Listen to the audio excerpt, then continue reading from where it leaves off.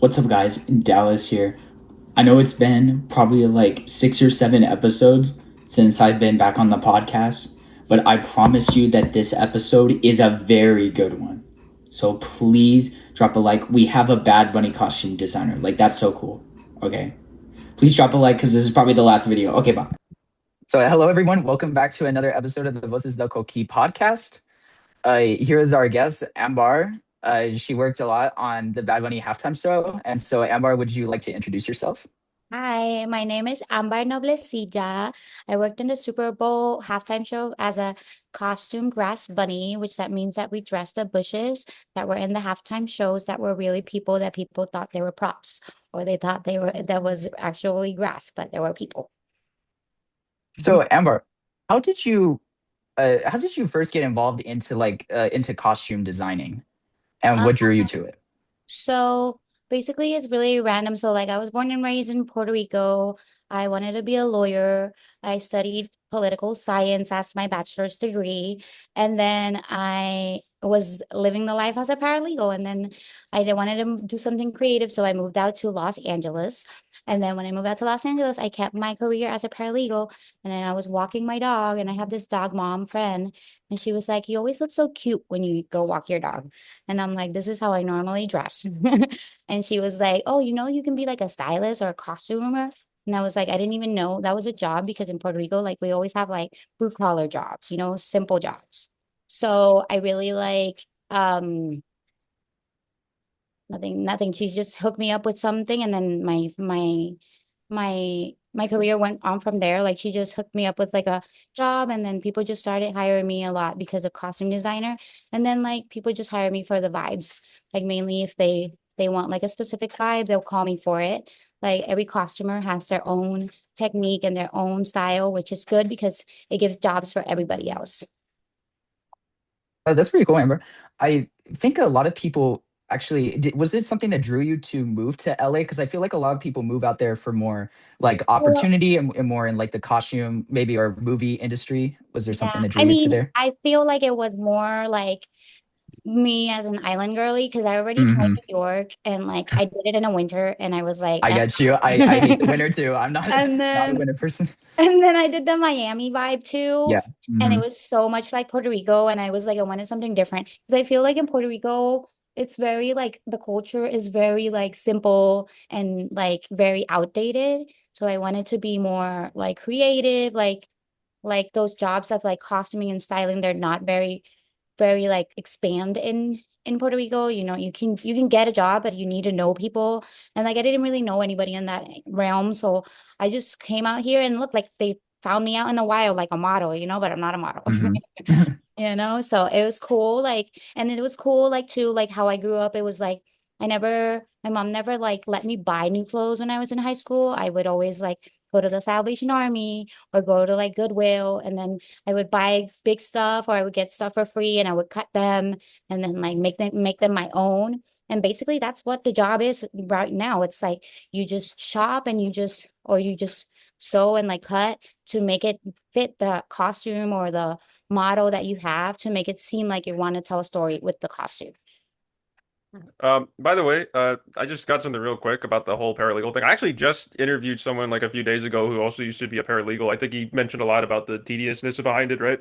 Yes, it's very like it was much more like I would say I liked it a lot. I was just like I like reading and I like the cases. Like you get to read cases and then you get to like transcribe papers and that's what's tedious.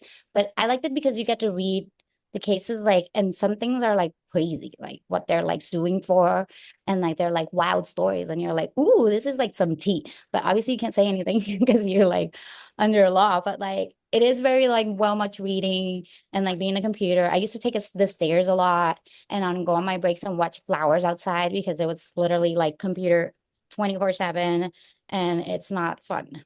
But you get to hear some gossip for sure.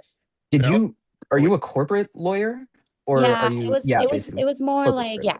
yeah, corporations out Mhm. here in Puerto Rico was a medical malpractice Oh yeah. Okay. in an insurance company. Mhm. Yeah.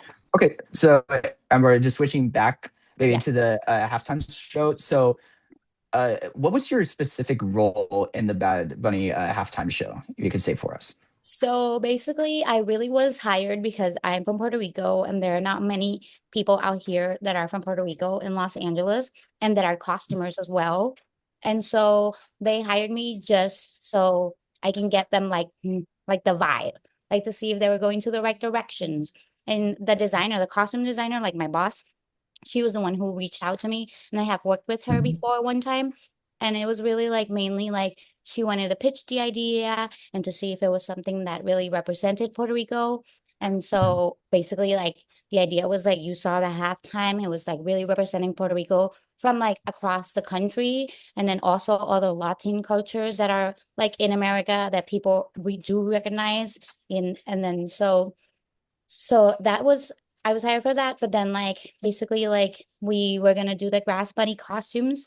And then for that, when you deal with like costumes that have like a bunch of parts and they're not really like a fabric or like a t-shirt or a jean, we have like engineer costumers or like builders. We call them builder costumers. So those builder costumers are the ones that created the whole 9-piece costume that was called the bush or the grass bunny costumes. And they were really like just making it seem like what is more comfortable and how to make it. And then when they brought me, it was more about like the idea and then the logistics when they come to the Super Bowl. Because when they come to the Super Bowl, they were already like made. But then we have to know the travel time, because remember when we Mhm. dressed these people, there are like they were supposed to be 450 people, but it ended up being like 380 something. So we had to dress all those 380 something people in 30 minutes with all these parts of costumes, and then move them 2 miles from where they dress to the stadium in less than like half an hour too. So it was like more like how to make them feel comfortable. And so that's when we came in and we were like saying like, oh, we can put some reinforcements in their feet. We could take up some of the grass so it make them less heavier. Because there was like a 30-pound costume with all of it together. So that's why we took the hat out, because it would be like more weight for them. We took some more like grass to take it all out. So basically like that's what I did. And then just like dressing them, we had a lot of rehearsals. I've never done live TV. I'm usually doing like films and like features and series. So like never done the whole like rehearsals, because usually like when you do it in film, it's like you don't like that take, you do it again and that's it, and then you do it until you like the take. But here it was like rehearsal, and it was like so like tiring, but really excited because I got to watch the halftime show 5 times. That's pretty And amazing. then I saw it in mute. I saw it with sound. I saw it dress rehearsal. I saw it when we filmed it for Rio, because they do film it the day before just in case something goes wrong on the day. So we had the Super Bowl like twice. So it was kind of cool about that, but it was very, very tiring. But it was definitely an experience, and I cried a lot. Also, do you hear my dryer? Do you want me to turn it off? Oh, no, it's so fine. I You're was you're like, totally good. shit. And so I think a lot one of like the most like probably the best part of it was definitely like the cultural aspect of the performance. And you said they put in a lot of was it Puerto Rican basically people in there to make sure that it was like represented, or Yeah, maybe it who was wasn't. more like the culture, like, that little kid that Mhm. was sleeping on the Yeah, thing yeah. and woke him up, like that kind of vibe. And then, Mhm. there was like Vija's tacos in Yeah. the beginning, and they're California and they're Mexican. So it's kind of like that, Mhm. like how he can implement Puerto Ricans, but also like the Latin culture has their own cultures that Yeah. are implemented in the United States. He was more saying like we are part of this culture as well. And it was beautiful because it was like not only Yeah. us, it was all everybody. And that's what I like the most, because I'm so proud Mhm. of Puerto Rico. Like literally, like when I moved out here, it was like 10 years ago. Nobody knew from Puerto Rico. Like I would say I'm from Puerto Rico, and they were like, oh, like what part in Europe is that? And I'm like, no. And so like now that Bad Bunny is so famous and all that, like people actually know where Puerto Rico is. So I can say like I'm from Puerto Rico, and people are like, oh, I know where that is. But before, people didn't know that. And that's like really amazing that this one person can do a lot for like any culture. And that's what was beautiful for me, and being a part of it too, like being like something that made me like I made something out of that too, and it was nice. Did you get to meet Bad Bunny himself Oh during my the God, yes. performance? Well, it wasn't like, hi, my name is Amber, like face to Yeah. face, but I was Mhm. very close to him like a bunch. And then I did like when the halftime show ended, he was like leaving the stage, and I was like on the stadium, and you were allowed to go see it, but I had to go undress them. So I was like running to go undress the grass bunnies, and then Mhm. we saw each other, like we cross paths, and I was just like, "Te amo!" Like in his face. He just like threw a quick kiss at me, and I was like, "Oh my God, that was my day." But then that's it. That's the closest I got into That's heaven. amazing. Right. It was pretty Wow. dope. So, what were the costumes like? What materials were the costumes made out of, and how were they chosen? Yes. So the costumes were actually made out of plastics. I wish I had some of them. I should have brought it, but I have two of them I brought home with me. So maybe I can do it on Halloween and stuff. But it's actually like, sorry, plastic, and then they paint it. They painted it like green, and then the tops of the things are like purple. And then so there were like 7 pieces, or 7 or 8. It was like a tunic, which is like a jumper, and that one is made like it's like a dress, and then you put it over, and then you close it in the back. And then you had the arms, which is like the shoulder, and then you had like a lower arm. And then those were made of like cushions, and you can velcro them, and then they glue gun everything, every little plastic plant, they would glue it to the costume. And then they had another helmet, which we call it like a backpack, because you put it over your head. And that one had like the ones that made it seem like it was like taller. And then that's it. That's basically it, because they had a hat, but the hat they took it away because there was too many pieces and it take too long. Uh, And that's when they made it. They made it in Atlanta, Georgia, in the Builders Costume Crew. They made it over there, those costumes. And then they traveled it to San Jose, and it was 5 working trucks. Those semi trucks? That's how much costumes there were in there. uh, so I all right, well, and so I know you mentioned a bit about like a bit of the cultural significance before with Puerto Rico. Is there anything else you'd like to say on the cultural significance side? I mean, I really like the internet's got it right. Like everything that they showed about like every little item, like Lady Gaga was really impressive to me. Like I didn't understand, because when I first saw the rehearsal, she literally walked by past me. She said, "Go, like, excuse me," because I was fixing a plant, like one of my grass bunnies, and I was in the way, and she was like, "Excuse me," and I was like, "Oh my God, that's Lady Gaga." And then I was like, I didn't understand, because she doesn't have a song with Bad Bunny. But then when I saw it all on stage, I understood it, why she did it. And then also like seeing Bad Bunny, like when I saw him all the time when we were rehearsing, he looked like he was aware. He was looking everybody in the eye, like appreciating everybody. And it was like he was a little afraid. Like I saw in his eyes, he was a little afraid, but it was like more like, I'm doing this for you guys. And that's really like, I feel like our culture is like, we're really like hostesses, and we try to make feel everybody very comfortable and like very like happy, and trying to see that there's more to it than just uh like power or money. And that's what's, I think it's beautiful. And everybody has said it to me, like also in my other jobs, which is like that, like they hire me because they like how my attitude is towards things, and I'm always happy and like into my job. And so that's really like what I love about us, that we are really like resilient and like very hard workers and hostesses. We like to host and party. We like to party too, for sure. Party. And so one more question about the costumes before I end off. How much input did Bad Bunny give? Well, he was the one who did that whole thing. He said he wanted everything out there. He said he wanted Puerto Rico. He wanted to bring Puerto Rico to that stadium. And so he said he wanted plants. He wanted like the little, what do they say? Like the little like placita, where there's like businesses selling like fruits and stuff like that. So he was more telling her like what the vibe he wanted, and she was more telling what she can bring to his idea. But it was like he really had the idea of everything, but it wasn't like as broad as like Monique Peters wanted to do, which is the costume designers.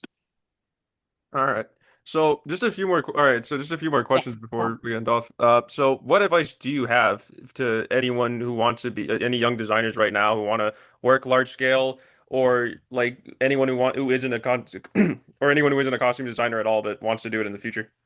Well, I would say like study, like it doesn't have to be like college. Like I did some classes in the Fashion Institute now while I'm working too. Like once in a while I do it, and it's good learning because now you get to learn with the programs. There's a lot of like tech we need to know that we use in the iPads when you do fittings and all that stuff.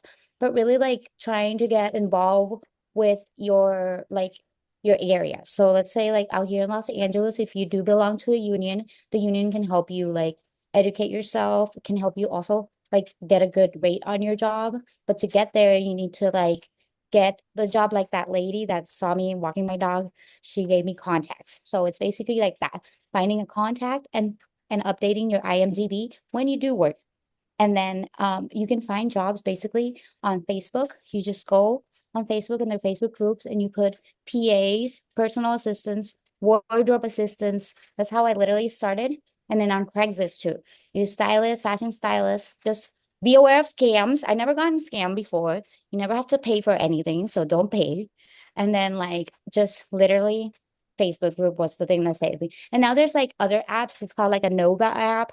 That one has like industry working jobs and it's pretty good for looking for jobs. But basically just spreading the word of mouth and then creating a good resume. Like YouTube helps too. Like when I started, I just got all my wardrobe and I had a friend, actually my boyfriend, it wasn't a friend, my boyfriend, he's a photographer. And so I had another friend who had a studio and he gave me a day off and I bought a bunch of munchies and I bought a bunch of alcohol and I told all my friends, come over and I'm going to shoot you. I'm going to dress you and I'm going to shoot you. And I got some munchies for you and I got some alcohol for you. And then so I would do that. And I did that at the start just to show the people that are giving me the job that I don't have any background of that I know I can do it, you know? So and I did it like in Instagram. I didn't do a web page about it. Like people do have web pages. I just feel like whenever I'm pretty big, then I'll do it. But I just don't want to spend money on it when I know I can find a job in another realm. You know, it doesn't have to be like that. They're always going to check your Instagram. So keep your Instagram like how you want your Pinterest to look like as your job as a costume designer. You know, put cute things there, style it and work, you know, everything is possible. And then that's it. I think that's all that I did while getting me these types of job. And I worked in like Star Wars. I worked in Ahsoka. I worked in a bunch of like big jobs. I worked in WandaVision, and it's pretty dope to like be working in those like huge shows. All How right. did you actually get the like? Did you get hired almost by Disney, or how does that like process Yeah, the work? one for Star Wars, yeah, Yeah, Disney Star and Wars. Yeah, Wanda Ahsoka and too. Wanda. It Yeah, was Disney. No, Wanda was Marvel. Sorry. Marvel. Yeah. Or Yeah, oh, and so those two they're are different. directly. Okay. Yeah. It's Okay. directly, yeah. It's what's like, whoa, you're getting an email from Marvel, you know? Uh, So it's uh, pretty. Wow. sorry to almost cut you off, but we have like 2 minutes left. I just gotta ask one more thing. What is next for you? And are there any big like upcoming projects that you're able to share?